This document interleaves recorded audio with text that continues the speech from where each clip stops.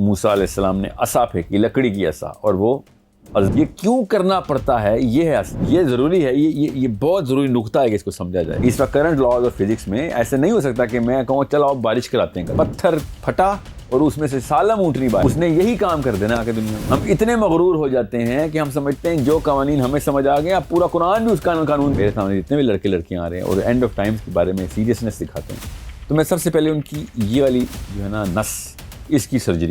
ایک انسان مر جاتا ہے تو دنیا میں نہیں آتا، قانون ہے۔ عیسیٰ ابن مریم اس کو واپس روح اس کے اندر جسم میں واپس لے آئے، زندہ ہو گیا۔ ایک اندھا ہے، مادرزاد اندھا ہے کہ وہ ماں کے پیٹ سے اندھا ہی پیدا ہوا ہے۔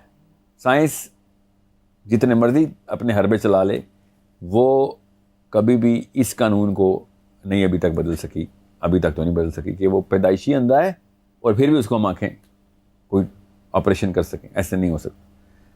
اور چلیں آپریشن تو ہمیں آپ پتہ ہے ہماری کنڈیشننگ ہو چکی ہے، ٹھیک ہے۔ پہلے تو یہ تھا کہ بعد میں بھی کوئی اندھا ہو گیا، کسی کو کیٹریکٹ ہو گیا، موتیا ہو گیا، کچھ بھی ہو گیا، تو اب وہ نہیں اس کی آنکھیں آ سکتی، مگر اب ہمیں پتہ ہے آپٹک نرو اگر پیچھے سے ہے تو اس کے ہم علاج کر سکتے ہیں، کوئی اور آنکھ لگا سکتے ہیں۔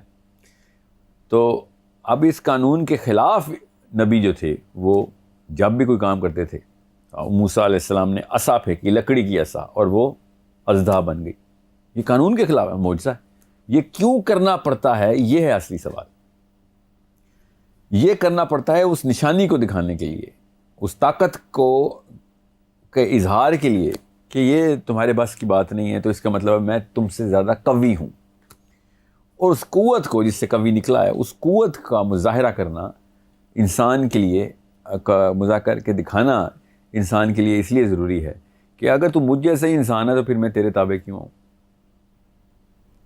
اگر تو مجھ جیسا انسان ہے تو پھر میں تیرے سے بہتر کی کسی تلاش میں ہوں۔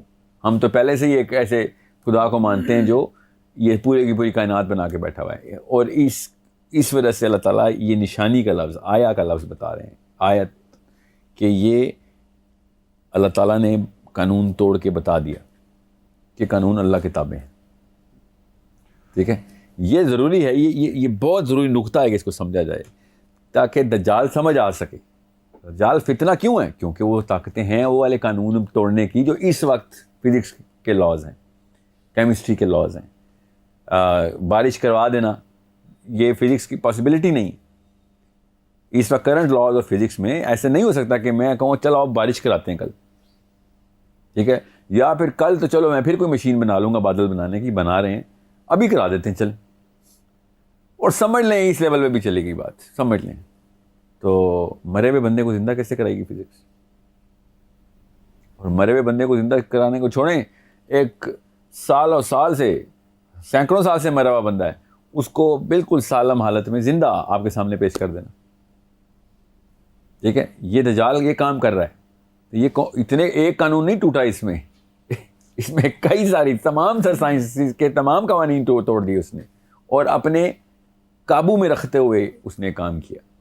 کیسے؟ اس کی مثال ہے نا، حضرت صالح کی قوم نے کیا کہا تھا؟ حضرت صالح کی قوم نے کہا کہ اگر تو اتنا ہی دعویٰ کرتا ہے تو پھر ہمیں وہ والا کام کر کے دکھا کہ جو عام انسان کر نہیں سکتا۔ حضرت صالح نے کہا کیا چاہتے ہو، ایسا کیا کام ہے؟ انہوں نے کہا پھر ہمیں ایک اونٹنی بنا کے دو، اور ہر بندے نے اپنی ایک فرمائش کی، اونٹنی ایسی ہو اور اتنا قد ہو، اور ایک پوری لمبی لسٹ بن گئی کہ یہ اونٹنی کے اندر یہ اوصاف ہونے ضروری ہیں، اور وہ ایسی عجیب و غریب قسم کی لسٹ تھی کہ عام انسان اس وقت جس طریقے سے بنا سکتا تھا نا کہ ایب نارمل ترین قسم کی کوئی مخلوق بنے، انہوں نے جو لسٹ بنائی تھی اللہ تعالیٰ نے پوری کر کے دے دی۔ اور کیسے پوری کر کے دی؟ یہ بھی نہیں کہ کسی اونٹنی کے بچے کا بچہ ایسا ہونا، نہیں، پتھر پھٹا اور اس میں سے سالم اونٹنی باہر آ گئی۔ یہ ایگزیکٹ جو فنامنا ہے، یہ غور سے سمجھنے کی ضرورت ہے کہ صالح کی جو اونٹنی کا واقعہ ہے، یہ بہت ضروری ہے کہ ہمیں پتہ چلے کہ یہ نفسیات کا کیا معاملہ ہے جس کے ساتھ دجال نے کھیلنا ہے۔ اس نے یہی کام کر دینا آ کے دنیا میں۔ اونٹنی تو چھوڑیں، وہ مرے ہوئے انسان صاحب لے کے آ رہا ہے، وہ بارشیں کروا رہا ہے، وہ خزانے کھول کے دے رہا ہے، وہ اڑ کے جا رہا ہے ادھر سے ادھر۔ یہ میں کوئی فلم کی کہانی تو نہیں سنا رہا، تو ڈائریکٹ حدیثوں میں لکھا ہوا ہے، اور یہ 1400 سال پہلے لکھا ہوا ہے۔ سوچیں صحابہ پہ کیا گزرتی ہوگی کہ یہ کیسے ہو رہا ہے معاملہ. ہم تو پھر ابھی تھوڑا سا ویژولائز امیجن کر سکتے ہیں کہ اچھا کوئی اڑنے کی ہمارے پاس اب صلاحیت ہے جہازوں میں. اور ابھی بھی آپ دیکھیں گے کہ انسان جب بھی حدیث پڑھتا ہے نا مسلمان, تو وہ سائنس کتابیں ہی حدیث پڑھ رہا ہے, حدیث کو سائنس کو حدیث کتابیں نہیں کر رہا. تو اسے کیا ہوتا ہے, وہ دجال کا جو گدھا ہے وہ اصل میں ہوائی جہاز ہوگا. یہ کہانی چل رہی ہے, کیونکہ سائنس کے علاوہ ہمارے ذہن کے اندر وہ طاقت ہی نہیں آئی کہ ہم وہ تصویر بھی بنا سکیں. اپنے ذہن میں بھی اتنی جرت نہیں کر رہا انسان کہ تصویر بنا سکے گدھا اڑ سکتا ہے. گدھے کو تشبیہات میں ڈال دیا کہ وہ جہاز ہوگا, اور اس لیے اس کے پروں کی یہ لینتھ بتائی ہوئی ہے, اور وہ ایک جگہ سے اڑ کے دوسری جگہ پہنچ جائے گا تو جہاز اڑتا ہی ہے. حالانکہ گدھا اڑنے کا جہاز مطلب یہ صرف ایک وہی بندہ بتا سکتا ہے, وہی بندہ ایسی توجیحات کرے گا جو کہ جہازوں کے ٹائم کے بعد پیدا ہوا ہو. ابھی پتہ نہیں کیا کیا ایجادات ہونی ہے سائنس کی. ہم اتنے مغرور ہو جاتے ہیں کہ ہم سمجھتے ہیں جو قوانین ہمیں سمجھ آ گئے اب پورا قرآن بھی اس قانون کے اوپر ڈالیں گے, ہم اللہ کو بھی اس کے اوپر تابع کرنے کی کوشش کرتے ہیں ہم. یہ نقطہ غور سے سمجھیں, یہ دجال کے ٹائم پہ سب سے ضروری مسئلہ یہ ہونا ہے, سب سے بڑا مسئلہ. ہمارا جو کبر ہے نا, یہ کبر ہے جس کی وجہ سے میں سب سے پہلے یہ کہتا ہوں کہ یوتھ کو پہلے قرآن ٹرین کریں پھر سائنس ٹرین کریں, دونوں کریں, مگر پہلے قرآن ٹرین کریں. ورنہ لوگ قرآن کو سائنس کے تابع کرنے کی کوشش کریں گے. ظاہر ہے جس کی کنڈیشننگ جیسی ہوگی ویسی ہوگی. اب لوگ جہاز کیوں نکالتے ہیں, دجال جہاز میں بیٹھ کے جائے گا کیونکہ اڑتا ہے گدھا. جہاز کے بعد پیدا ہونے والا بندہ یہ والی غلطی کر رہا ہے, یہ نہیں دیکھتا کہ یار تو ابھی پیدا ہوا ہے جہاز کے بعد. جہاز پہلا کیا تھا سوچیں ذرا, پہلا جہاز کیا تھا اور آج کا جہاز کیا ہے.